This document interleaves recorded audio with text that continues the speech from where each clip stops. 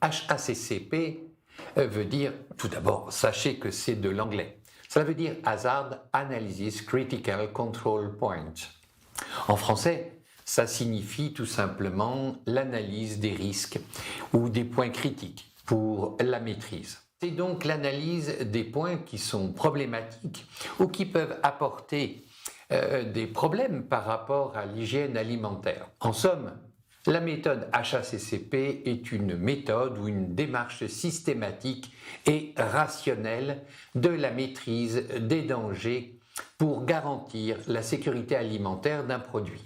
Elle repose sur un principe simple, mieux vaut prévenir que guérir.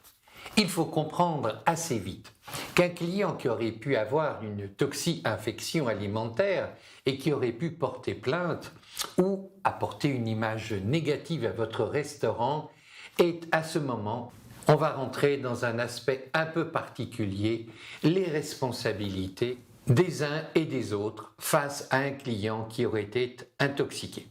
Tout cela va être incorporé dans une logique législative qui est aujourd'hui européenne et française. Mais tout cela crée un environnement assez particulier que nous allons décoder progressivement.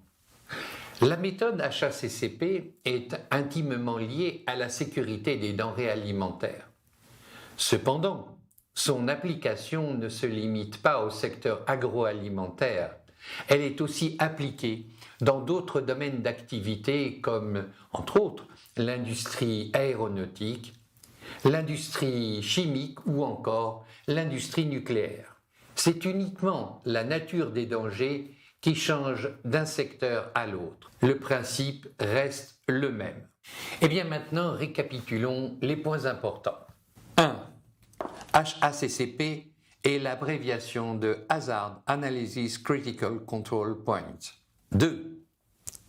La méthode repose sur un principe simple, mieux vaut prévenir que guérir. 3.